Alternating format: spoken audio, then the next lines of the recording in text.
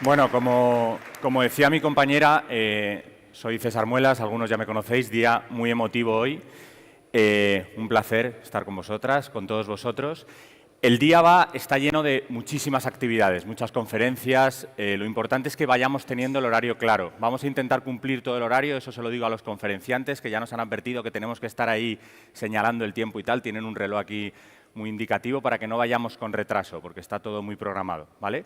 A la vez que esto, tenemos 4 talleres repartidos a lo largo del día. Tenemos a las 9:30, a las 10:30, 11:30, no, 10:30, 12:30 y 2:30, ¿vale? Los talleres son técnicas tunelizadas con el doctor Juan Amaro y doctor Francisco Rodríguez. A las 10:30 tenéis también el taller de microtornillos de ortodoncia con el doctor Peri. El taller a las 12:30 de elevación de seno con el doctor Carlos Martínez y el doctor Alfonso García. Y a las 2:30, último taller de tejidos blandos del doctor Hans Watschel, ¿vale? Entonces, sin más previos, vamos a dar pase a... No, perdóname, sí. perdóname. No todo va a ser conferencia, vamos a dejaros determinados momentos para refrigerio y para poder descansar. A las 11:15 haremos una pausa de café que será en la sala Demo 3, que está al lado de la exposición comercial. Allí, además, como este evento quiere ser muy dinámico, a la par de las paradas para la pausa para el café, así como la del almuerzo, se harán actividades. En el pausa del café podréis disfrutar de 2 speak corners del doctor Pablo Baltar y la doctora Jessica Cabezas. Así que no vamos a tener ni un minuto para estar parados. Empiezo yo. Sí. Bueno, pues para ir más o menos en hora, aunque ya sabemos lo que pasa en España, que la primera hora a veces nos cuesta y además tenemos, como están los talleres, estamos compartiendo esto, os voy a presentar a la doctora Leticia Sala y Vanessa Ruiz con la, subir por favor, con la conferencia Estrategias terapéuticas en regeneración ósea. Bienvenidas, doctoras, un placer. Muchas gracias. Muchas gracias. Voy a presentar a Leti, a la doctora Leti Sala, amiga, compañera de trabajo durante unos años, luego nos abandonó, ahí te la llevas. Lo más importante para mí, yo sé que queda un poco nostálgico, pero todo lo que os voy a leer ahora va añadido a que tiene 4 hijos, o sea que tenerlo en cuenta. Licenciada en odontología, máster en cirugía y periodoncia, máster en ciencias odontológicas, codirectora del máster de la Universidad Mississippi del 2016 al 2021, doctora en odontología, práctica exclusiva en periodoncia e implantología y ponente de la casa desde hace más de 10 años, ¿vale? Bienvenidas y vamos a presentar a la doctora. Gracias. La doctora Vanessa Ruiz, doctora en odontología y máster en periodoncia por la Universidad Internacional de Cataluña, en la cual acaba de hace poco conseguir una plaza por oposición, de la cual está muy orgullosa, de lectora, profesora lectora e investigadora en esa misma universidad, y a su vez también es profesora visitante de la Universidad de Padova en Italia. Muchas gracias. Muchas gracias. Bien, muchísimas gracias. Muchas gracias. La verdad es que queremos empezar dándoos las gracias a todos los asistentes hoy aquí presentes, también a todas aquellas personas que nos estáis viendo por streaming online en Sepa Joven. Queremos empezar agradeciendo a Osteógenos y a Sepa por haber contado con nosotras para esta charla de regeneración ósea en este congreso tan interesante y tan importante que cumple 20 años, que no es poco. Para mí es un placer poder trabajar con Leticia, porque la admiro mucho profesionalmente, pero también personalmente. Ya tiene 4 hijos y estar aquí hoy con la carga de trabajo que llevan 4 hijos tiene mucho mérito. Lo mío es un poco menos porque solamente tengo 1. Bueno, yo nuevamente no iba a hablar ahora, pero también quiero decir que estoy muy orgullosa de haber podido hacer esto con Vanessa. Ha sido un placer trabajar entre mujeres. La admiro también profesionalmente y quería también decir que aunque nos han pedido que nos pongamos las zapatillas de osteógenos, nos las vamos a poner después, porque aunque nos quieren igualar los hombres a las mujeres, todavía pues antes muertas que sencillas, vamos a subir aquí con los tacones hasta el final, pero luego nos las vamos a poner. Sí, luego. Así que muchísimas gracias, Osteógenos, y cuando quieras, Vanessa. Bien. Hemos distribuido la sesión en 3 partes. Yo no quiero hacer spoiler de nada, pero voy a empezar hablando de preservación alveolar. Luego Leticia hablará de regeneración ósea y posteriormente yo ya voy a hablar unos últimos casos de regeneración ósea y también otras aplicaciones de un producto de esta casa comercial de osteógenos. Bien, y sin más, vamos a entrar ya en tema, en lo que nos reúne hoy aquí. Y lo primero que nos tenemos que plantear, si funciona el pasador de diapositivas. La pantalla no funciona, no sé si... y el pasador tampoco. Ahora. No sé si algún técnico me puede ayudar. Bien. Pues, como iba diciendo, lo primero que nos tenemos que plantear a la hora de realizar una regeneración es por qué la queremos hacer. Y normalmente la queremos hacer para restaurar funcional y estéticamente un alvéolo, generalmente para colocar implantes. Ya la literatura clásica nos dice cómo colocarlos. Hace más de 20 años el doctor Busser nos explica la distancia entre los implantes, la distancia a la cresta ósea, la distancia que tenemos que respetar si hay dientes adyacentes y sabemos que no funciona el pasador, disculpad, o no sé si son las pilas. Bien. ¿Y la pantalla? Perfecto. Bueno, ayer funcionaba porque hicimos una prueba, a ver si ahora... No. Sí, perfecto. Bien, como decía, ya sabemos por la literatura clásica cómo colocar los implantes. No. Bueno, esto pasa siempre en el directo, son cositas del directo. El hecho de no colocarlos de manera adecuada puede conllevar complicaciones como esta. Podemos decir que es una complicación estética, pero esta complicación estética puede llevar también complicaciones mucho más temidas, como son las complicaciones biológicas, como es la temida perimplantitis. Si me decís, por favor, dónde tengo que apuntar para pasar las diapositivas, me va a ser mucho más fácil, porque no me está acabando de hacer caso. Venga, vamos a ver si podemos continuar y hacerlo en tiempo. Bien, os presento, para introducir el tema, este primer caso. Este primer caso lleva a una de las consultas donde yo trabajo, con este diente que tiene este pronóstico que creo que coincidimos todos, que es un pronóstico imposible. De manera que el doctor que toma el caso realiza una extracción dental, espera un tiempo, realiza una regeneración ósea y luego en un tercer tiempo coloca un implante. A mí, en el momento que me llega para poder realizar, me remiten al paciente para realizar un injerto de tejido conectivo, para poder compensar lo que la regeneración ósea no ha podido tratar, porque no ha sido una regeneración ósea que haya funcionado al 100%. Y de una manera muy sencilla, tomando un injerto de tejido conectivo subepitelial, como podéis ver en estas imágenes, vamos a poder compensar lo que no hemos podido hacer con el hueso, es decir, gracias a ese injerto de tejido conectivo fijado con una sutura de PTFE, de Gore-Tex, en la zona más coronal, donde queremos ganar estética, vamos a poder compensar ese defecto estético con este postoperatorio inmediato. Pero si nos fijamos, a pesar de que podamos ir compensando gracias al manejo de tejidos blandos y al acondicionamiento de estos tejidos, vemos que la posición del implante no es la correcta, no es una posición ideal, la tenemos muy palatinizada.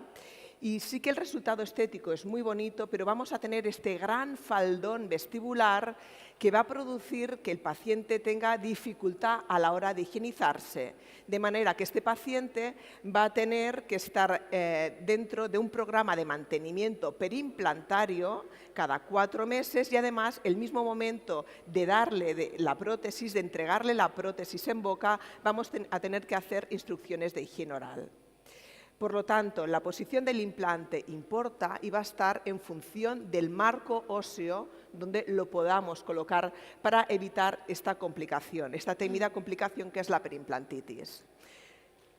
Y es decir, vamos a entrar ya en esas estrategias terapéuticas que es lo que nos reúne hoy el título de nuestra ponencia. La primera de todas va a ser intentar preservar. Es decir, si estamos delante de un caso que aún tenemos un diente, no como en el anterior, que a mí ya me viene para realizar el injerto de tejido conectivo, lo primero que recomendamos hacer es preservar todas esas paredes de hueso remanentes alrededor del diente. Yo ya hace 10 años, se cumple ahora, junto con mi mentor, el doctor Hernández Alfaro, con el cual tengo el placer de trabajar desde hace 16 años, participé no solamente como editora asociada de esta obra, sino también escribiendo todo un capítulo dentro de esta obra de preservación alveolar. Y bien, lo primero que tenemos que ver cuando estamos enfrente de un diente con pronóstico imposible, por el motivo que sea, es ver qué situación clínica tenemos delante. ¿Tenemos hueso? ¿Tenemos tejido blando? Si tenemos un alveolo tipo 1 de esta clasificación de Elian y Tarnow, quizás tenemos que ya a fecha de 2023 realizar una implantología inmediata. Pero si tenemos un alveolo tipo 2 o tipo 3 en el que falta tejido blando, en el que falta la cortical vestibular y el tejido blando es correcto, o que faltan ambos tejidos, duro y blando, quizás en este momento tenemos que plantearnos la realización de la preservación alveolar. Porque si no se realiza, la literatura nos dice, y está muy bien explicado en este documento de consenso publicado en el 2019 por el doctor Tonetti, que vamos a perder mucho más volumen en anchura que en altura. De hecho, si tenemos una cortical vestibular que sea menor a 1,5 milímetros, esa reducción de volumen va a ser mucho más marcada. Imaginaros en el sector anterior, ¿qué corticales tenemos de este grosor? Prácticamente ninguna. Por lo tanto, esa cortical probablemente se va a perder. La elección del biomaterial va a ser de preferencia del operador. Ahora bien, para hacer la técnica de regeneración alveolar se necesitan siempre biomaterial y membrana. No es necesario realizar un cierre primario, pero sí que es aconsejable que en el caso de no realizarlo, colocar una doble membrana de colágeno para poder proteger el biomaterial y el coágulo que está en ese biomaterial.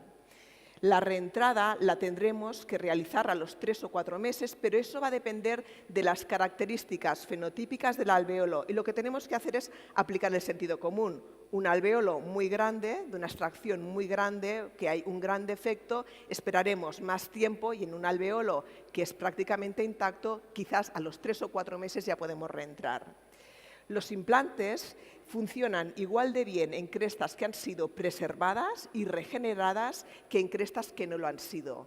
Y en cuanto a la técnica quirúrgica, la literatura también nos dice que existe un abanico muy grande de técnicas quirúrgicas y lo que tenemos que hacer es masterizar una en nuestras manos, porque todas funcionan igual de bien, no es superior una u otra.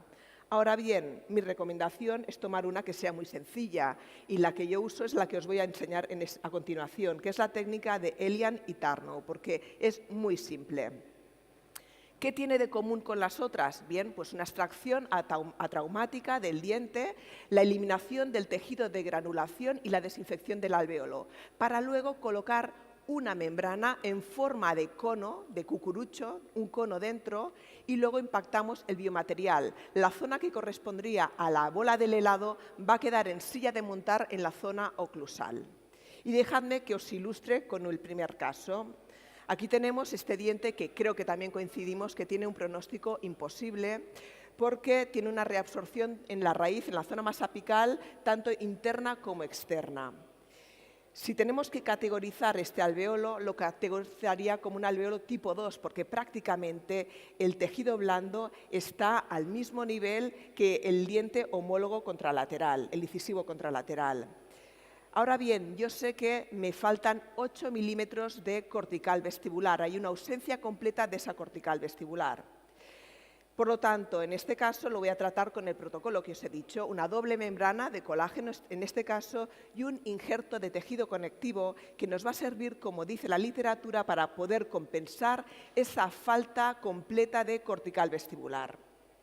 De manera que este va a ser el protocolo. Coloco mi injerto de tejido conectivo, coloco una doble capa de esas membranas en forma de cucurucho, luego voy a colocar dentro del alveolo mi biomaterial y voy a ir asentando las capas de membrana de colágeno y el injerto de tejido conectivo en forma de silla de montar. Aquí tenemos el posoperatorio a 10 días. Fijaros ya que ahora el margen gingival lo tengo ligeramente coronalizado. Es decir, que antes lo tenía más apical y ahora lo tengo más coronalizado. Esta es la cicatrización a los 8 meses. Y este es el aspecto clínico. Tengo ligera falta aún de volumen a nivel oclusal. Y eso me indica que a la hora de colocar un implante voy a tener que compensar con un segundo injerto de tejido conectivo. Aquí veis la colocación ya de la fijación junto con ese injerto conectivo que hemos realizado adicional, la carga inmediata de ese implante y la cicatrización a los 3 años en un sentido también lateral para que podáis ver el piqueteado en piel de naranja y la estabilidad del caso con una técnica tan sencilla. Y si hemos colocado un tejido conectivo de una calidad adecuada, ese tejido conectivo va incluso creciendo con los años. ¿Es siempre aplicado el mismo protocolo con esta técnica de Elian y Tarnow? No, lo he ido modificando a lo largo de los años. Desde hace los últimos años he estado utilizando concentrados plaquetarios. Existen diferentes protocolos. Yo he masterizado en mi práctica clínica 2 de ellos. El protocolo de Anitua, que es uno de los que tiene más literatura. De hecho, los primeros resultados ya se publicaron en 1999, pero por su simplicidad prefiero también, si puedo, utilizar el protocolo de Nelson Pinto. Este protocolo, este segundo protocolo, también nos dice la literatura, y este es un estudio muy bonito de la tesis doctoral de la doctora Lidia Hermida Nogueira, de Santiago de Compostela, en el cual analizan el secretoma, la cantidad de proteínas que hay en estas membranas ricas en leucocitos y sobre todo en plaquetas. Y ven que pueden identificar a los 3, 7 y 21 días hasta más de 700 diversos tipos de proteínas. Por lo tanto, estas proteínas son factores de crecimiento que van a hacer que mejore muchísimo la cicatrización y la mineralización y la conversión a hueso de lo que tengo en el interior del alveolo, es decir, del coágulo sanguíneo y también del biomaterial. Quien esté interesado en conocer más sobre estas técnicas, SEPA ha organizado en el mes de octubre, también aquí en Madrid, un congreso sobre regeneración ósea y van a hablar, entre otras cosas, de estos factores plaquetarios. Y bien, con este segundo caso os muestro cómo utilizó el protocolo. Fijaros que aquí tenemos un molar con un pronóstico también imposible. De hecho, este molar ha producido una infección dentro del seno maxilar, hay una perforación y tenemos un engrosamiento muy grande de la membrana de Schneider. Podríamos extraer, esperar, etcétera, pero si yo preservo en este caso, puedo tener muy buenos resultados, como os voy a enseñar a continuación. Elimino el diente de manera traumática, elimino el tejido de granulación y cubro la membrana de Schneider, la protejo con una membrana rica en leucocitos y en factores de crecimiento. A su vez, esta membrana me va a proteger mi injerto de hueso y este injerto lo voy a cubrir con una doble membrana también de fibrina rica en leucocitos y plaquetas. Fijaros, tan solo a los 2 meses ya el postoperatorio, el volumen, cómo se mantiene de la cresta a nivel horizontal y vertical. A los 6 meses, es un alveolo muy grande, no voy a reentrar a los 3 meses. Aplico el sentido común y a los 6 meses realizo un CBCT de control. Y veo que ya tengo un grado de mineralización que es adecuado para poder colocar una fijación, pero es que también veo que tengo una desinflamación casi completa del seno maxilar y una preservación de esas paredes de hueso. En el momento de la colocación del implante me encuentro un tipo de tejido que no tengo una histología, pero que parece hueso y que huele a hueso cuando lo estoy fresando. Por lo tanto, fijaros la reconstrucción completa, la preservación de estas paredes que me van a permitir colocar un implante con gran estabilidad primaria y con un torque de casi 50 newtons a los 8 meses. Fijaros en el aspecto que tenemos del marco hueso en el cual he podido colocar este implante. Parece hueso donde 8 meses antes no había hueso. Y eso es gracias simplemente a una técnica sencillísima en este protocolo, en estas estrategias, como es la preservación. Tenemos la cicatrización a los 4 meses y fijaros de dónde partíamos a dónde hemos llegado, con una técnica que es mínimamente invasiva. De manera que, recapitulando y entrando, antes de ceder la palabra a la doctora Leticia Sala, recomendamos la aplicación de esta técnica de preservación alveolar en zonas que sean de prioridad estética, no únicamente que tengan que llevar implantes, que planificamos colocar implantes, sino también si tenemos que colocar una prótesis fija sobre dientes naturales. También en aquellos casos donde la cortical vestibular es muy fina, es decir, en la zona estética prácticamente siempre, y también en aquellos casos en la cual está completamente destruida. Y, por supuesto, tenerlo en cuenta en aquellos pacientes que son jóvenes, que pierden dientes, que queremos en un futuro rehabilitar con implantes. La técnica de preservación alveolar quizás sea la mejor. Con esto cedo la palabra a la doctora Leticia Sala. Muchas gracias, Vanessa. Me ha encantado lo del sentido común. Bueno, pues voy a pasar a hablaros un poquito de regeneración ósea guiada y antes de empezar a hablar, ¿sabríais que los implantes que colocasteis hace 5 años, solamente el 40% de ellos a día de hoy están libres de complicaciones de ningún tipo? Es impresionante si lo paramos a pensar. Es decir, si miramos ahora nuestros implantes que colocamos hace 5 años, el 60% tienen algún tipo de complicación, ya sea estética, mecánica o biológica, y eso no lo digo yo, lo dice la literatura. Es verdad que en los últimos años hemos aprendido muchas cosas que hacen que en los próximos 5 esa prevalencia seguramente sea menor, ¿no? ¿Por qué ha pasado eso? Primero porque desconocíamos todas las enfermedades preimplantarias y que conocemos ahora, pero también porque no hemos cuidado muchas veces suficientemente nuestros tejidos, no hemos cuidado el hueso que rodeaba nuestro implante y el tejido blando. Y es que no podemos olvidar que al final el objetivo de colocar un implante no es colocar un implante, o sea, no es la supervivencia como se buscaba antes, sino el éxito. Y el éxito es conseguir lo que veis en esta foto, y es conseguir unos implantes que estén libres de complicaciones en el tiempo, de todo tipo de complicaciones, también estéticas. Y para eso es muy importante conseguir una carcasa ósea adecuada alrededor de nuestros implantes. ¿Cómo conseguimos eso? Pues la mayoría de las veces necesitamos hacer regeneración ósea guiada. Recordar que la regeneración ósea guiada no es nada más que conseguir aislar nuestro coágulo. Estos principios vienen de la regeneración tisular guiada que ya describieron los padres de la periodoncia actual moderna, Naiman e Isidore en los años 80, que observaban que si nosotros éramos capaces de coger un coágulo, aislarlo y que las células osteogénicas lo colonizaran, se producía el milagro de la regeneración periodontal, es decir, éramos capaces de volver a crear tejidos de soporte dentario. Esos principios se han llevado a la implantología actual y gracias a eso hemos conseguido hacer grandes regeneraciones para poder poner implantes donde antes no podíamos.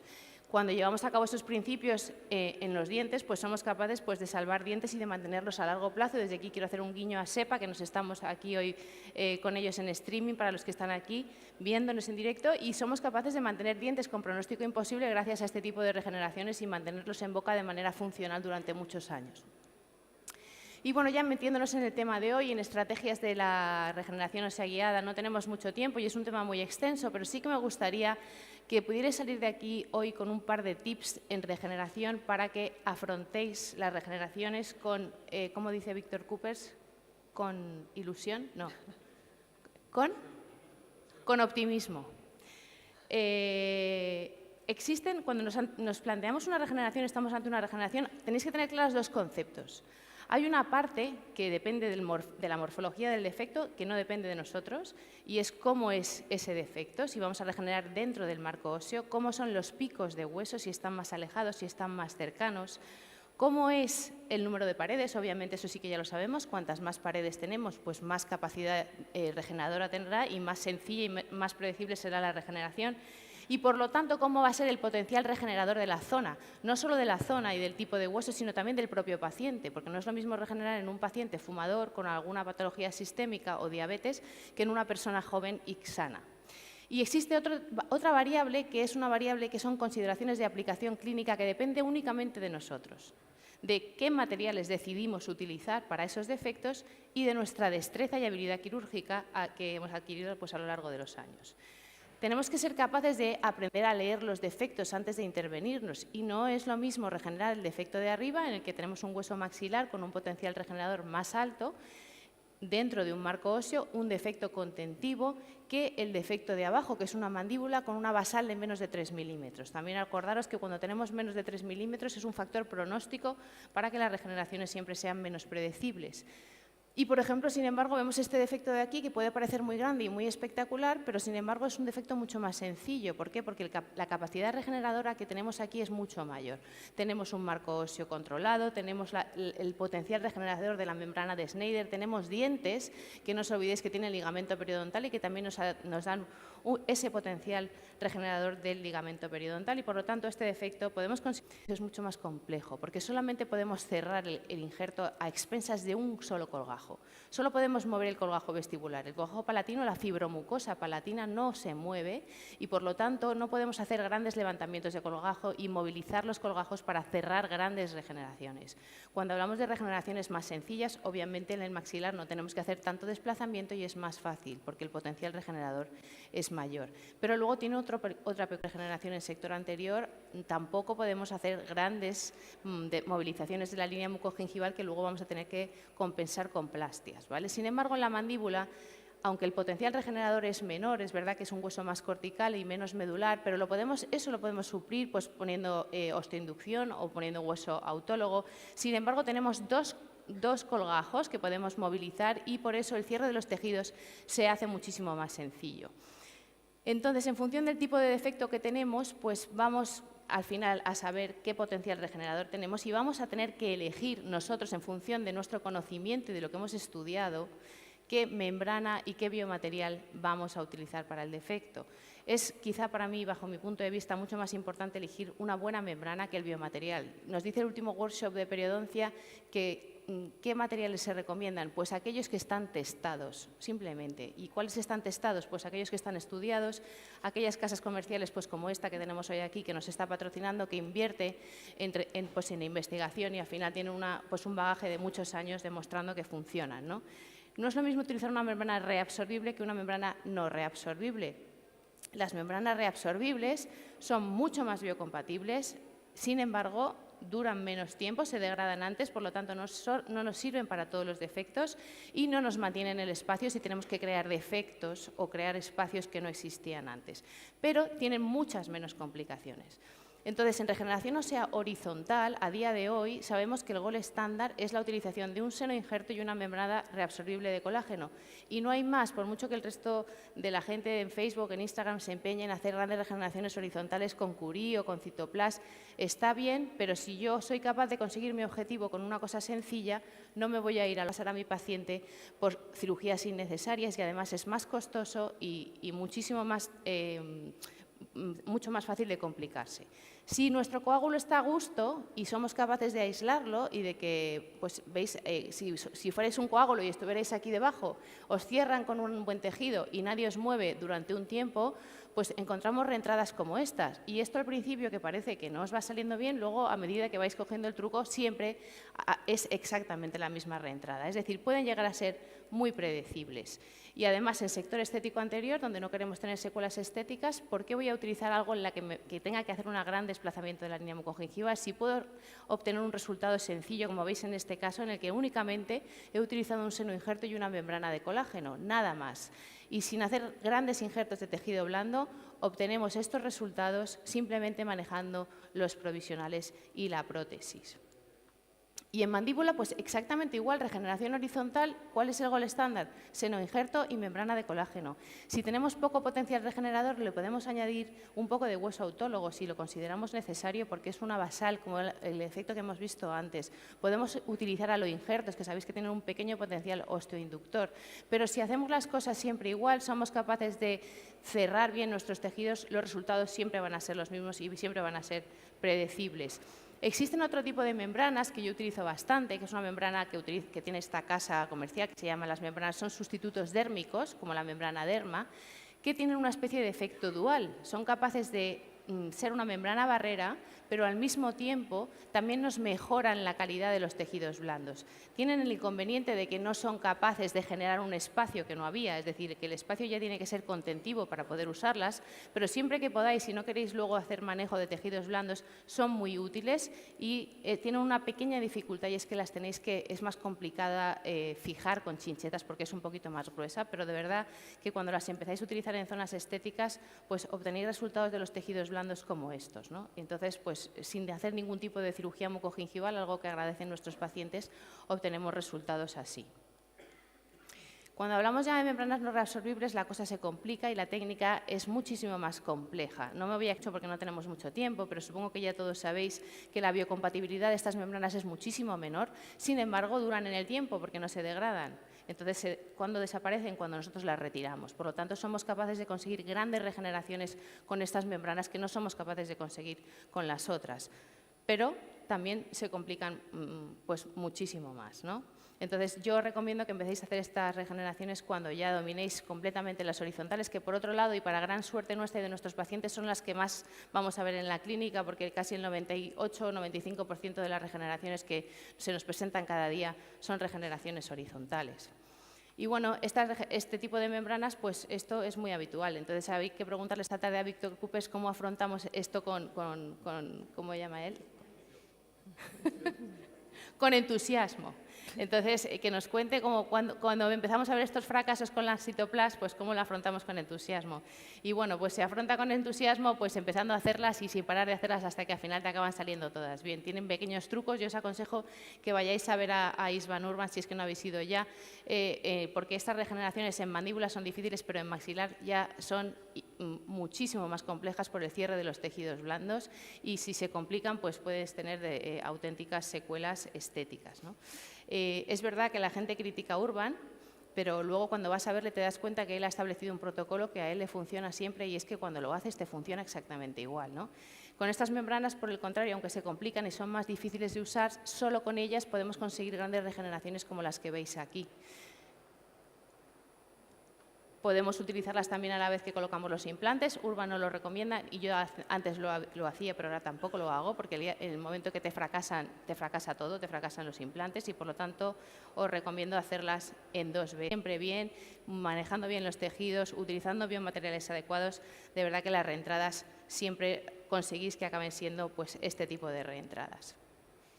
Y voy a dejar paso otra vez a mi compi Vanessa. Sí, bien, gracias.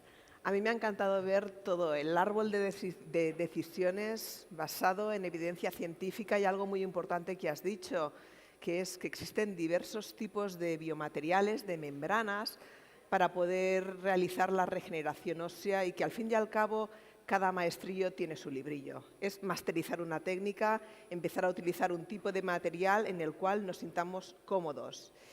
Yo os voy a empezar confesando en esta segunda parte de mi presentación que desde que he descubierto este tipo de material, que es una lámina cortical que comercializa osteógenos, a mí me ha cambiado completamente la manera de regenerar, sobre todo a nivel vertical. Esta membrana es una membrana que está en formato recto, en formato curvo. ¿Y qué tiene de ventajas? Tiene de ventajas que me evita tener que ir a zonas donantes a tomar, por ejemplo, un bloque. Hace 15 años, cada año, cursos 2 al año de bloques. Hoy en día ya no hago ninguno. Luego también a veces tienes que coger un bloque y laminarlo. Hay ciertas técnicas de diversos autores. Y luego también, bueno, pues tienes que realizar, sino para utilizar membranas como la de Cytoplas, que has comentado o otras marcas de Gore-Tex en general, MPTFE o expandido, que lo que hacen es que incrementan mucho el riesgo de complicaciones, como muy bien has estado enseñando. Entonces, con este tipo de membrana yo abro un sobre, lo hidrato y puedo realizar una especie de encofrado. Entonces, dejadme explicaros con un caso clínico, con un par de casos clínicos, las ventajas de este tipo de producto, al menos desde que yo lo utilizo. Entonces, fijaros este paciente que viene a la consulta y viene con esta línea de sonrisa. De nuevo tenemos un incisivo central que tiene un pronóstico imposible, tiene un defecto que va más allá del ápice. Mi marido, que también es dentista, realiza la extracción y ya vemos que inmediatamente después de la extracción ya hay se apicaliza nuestro margen. ¿Y por qué motivo? Porque no hay marco óseo en la zona interna. Es un alvéolo que está completamente destruido. Le coloca una prótesis tipo Maryland y esta es la cicatrización a las 3 semanas cuando yo voy una vez al mes, estoy unos días al mes en Italia, me dice, mi marido es italiano, me dice, venga Vanessa, la regeneración con este producto, porque mi padre, mi suegro, que es cirujano maxilofacial, ha dicho que no va a hacer ningún bloque más, por lo tanto, vamos a probar este producto. Entonces, fijaros el aspecto que yo me encuentro en el momento de empezar la cirugía. El margen está mucho más apical y si lo miramos a nivel del CBCT podemos ver que tenemos un gran defecto a nivel horizontal y vertical, faltan todas las paredes. Sin embargo, como muy bien ha explicado Leticia, yo sé que tengo algunos picos de hueso que me van a ayudar para realizar mi regeneración. De manera que voy a realizar una especie de encofrado con este tipo de lámina cortical y en el interior voy a colocar la mezcla de biomateriales que os he comentado anteriormente. Factores plaquetarios, en mi caso utilizo xenoinjerto, aloinjerto, desmineralizado y aquí tenemos nuestra membrana en esos factores de crecimiento residuales. Todo esto está en un líquido que es de fibrina.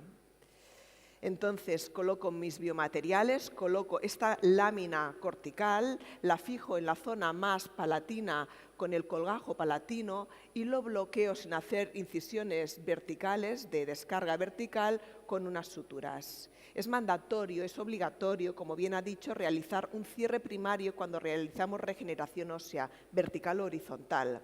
Aquí tenéis ese cierre estanco, la cicatrización a las 3 semanas. En el momento de retirar la sutura podéis ver que el mismo provisional, el mismo que vamos a utilizar todo el proceso, lo hemos acortado. Inicialmente teníamos el margen mucho más apical, a las 3 semanas ya lo tenemos aquí y a los 6 meses cuando decimos vamos a realizar un CBCT, fijaros que tengo una estabilidad de esta zona.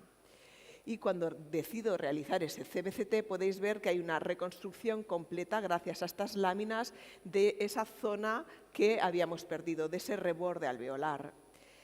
Pero sin embargo, en una visión ya lateral podemos ver que continúo teniendo siempre esa falta, ese ligero colapso que es en el plano oclusal a nivel del tejido blando. De manera que en el momento de realizar la reentrada para colocar mi implante, fijaros, el tipo de hueso que encuentro está completamente restaurado, también voy a tener que realizar un injerto de tejido conectivo para hacer esa compensación. Lo voy a fijar en la zona donde me interesa, que es la zona más coronal, porque es la zona más estética. Fijaros aquí el cierre con el pilar de cicatrización, el mismo provisional, de nuevo cementado. Y fijaros ya en la curación de los tejidos, en la maduración, cómo he podido compensar esa falta aún de hueso de tejido blando que me faltaba. Esta es la visión oclusal. Y aquí ya vamos a empezar a pasar de tener esta prótesis provisional a realizar ya la prótesis definitiva, como podéis ver en esta imagen. Y podéis ver que con esta técnica quirúrgica, esta membrana que para mí ya es entrar en algo que es mínimamente invasivo, porque he abierto un sobre, lo he hidratado, he podido realizar la reconstrucción con esta membrana tan sencilla y me ha permitido tener lo que yo quiero, el perfil de emergencia ideal del implante, colocarlo protésicamente guiado. Estas membranas no solamente sirven cuando tenemos unos picos óseos tan cercanos en maxilar superior en una zona estética, también siguiendo el mismo protocolo, lo he acortado un poquito, en la zona de mandíbula posterior lo puedo utilizar. Y habrá zonas que puedo mejorar 9 milímetros en vertical y acercándome al segundo pico óseo incluso 12 milímetros en vertical.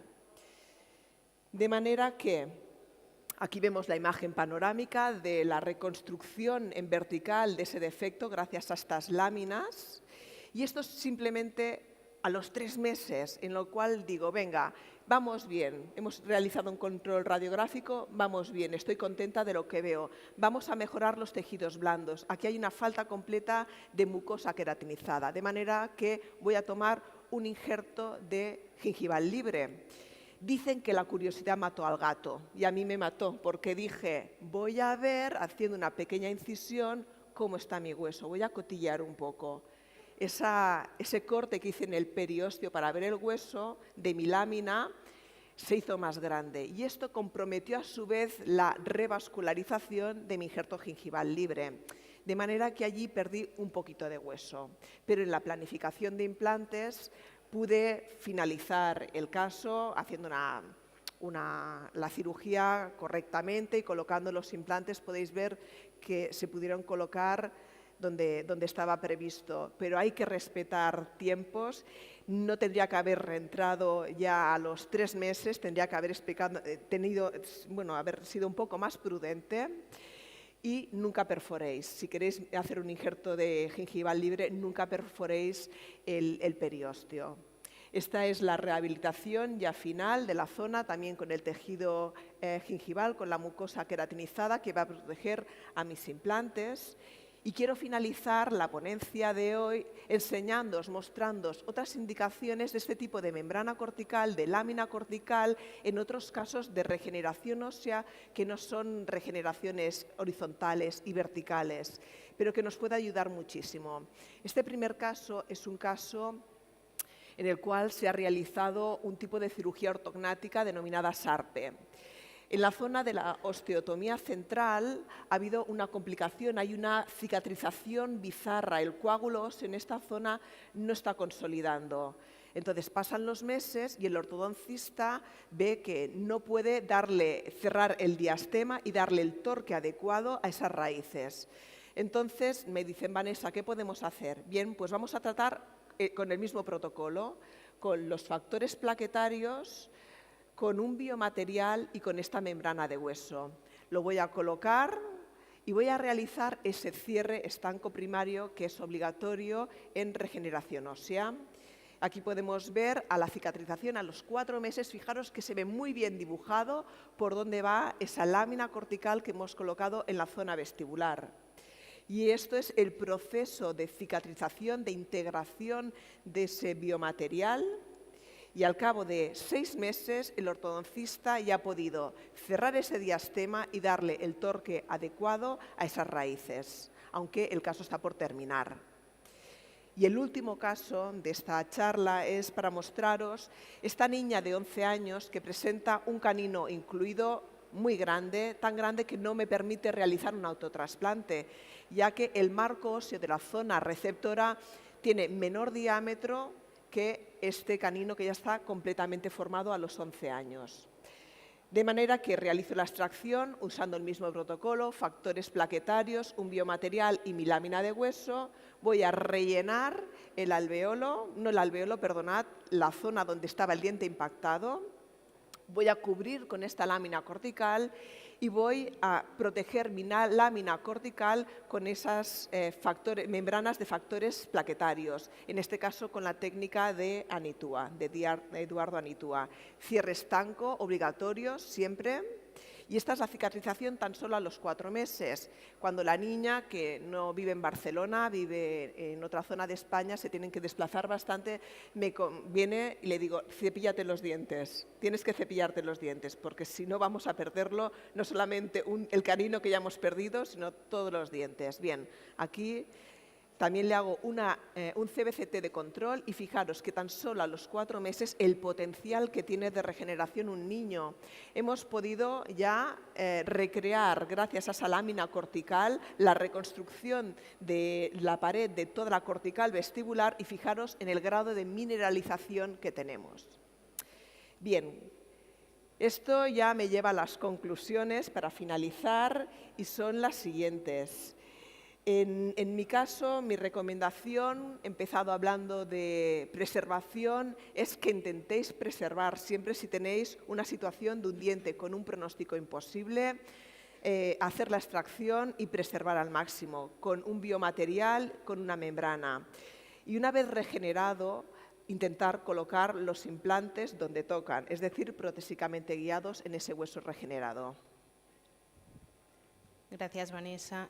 Y bueno, simplemente para que os llevéis a casa un mensaje de los factores un poco más críticos de la regeneración ósea guiada, podemos decir que los factores determinantes, como ya sabemos, pero por resumir, son una estabilidad del coágulo, es decir, que nuestro coágulo esté a gusto durante un tiempo determinado en la zona, mantenimiento del espacio para que precisamente el coágulo pueda estar ahí a gusto, un cierre primario de la herida, angiogénesis, la arquitectura del hueso nativo y un manejo adecuado de los tejidos y también tener conocimientos de las propiedades de la membrana. Quizá para mí esos serían los factores pronóstico más relevantes de una regeneración.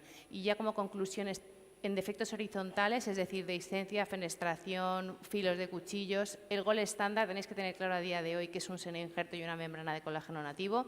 Luego, si queréis hacer el pino puente, podéis hacerlo, pero que con esto podéis llegar al mismo sitio. Es que luego veo compañeros que hacen preservación alveolar con un acitoplas, ¿o no? Y en defectos verticales se recomienda el uso de membranas no reabsorbibles, teniendo en cuenta que existe una altísima sensibilidad a la técnica y se debe tener experiencia y conocimientos para obtener un buen resultado. Para finalizar, queremos dar un mensaje, lo que nos gusta siempre, un mensaje, un take-home message, ¿no? Y es el siguiente. Lo importante no es regenerar 5, 8, 9 milímetros en horizontal, en vertical, no. Lo importante es saber que podemos rehabilitar estética, funcionalmente a nuestros pacientes y que eso va a tener un impacto en la vida, en la calidad de vida de los pacientes. Los pacientes van a comer mejor, van a sonreír mejor y van a socializar mucho más, de manera que nuestra regeneración ósea va a tener un impacto en la felicidad de los pacientes. Muchísimas gracias a todos por vuestra atención.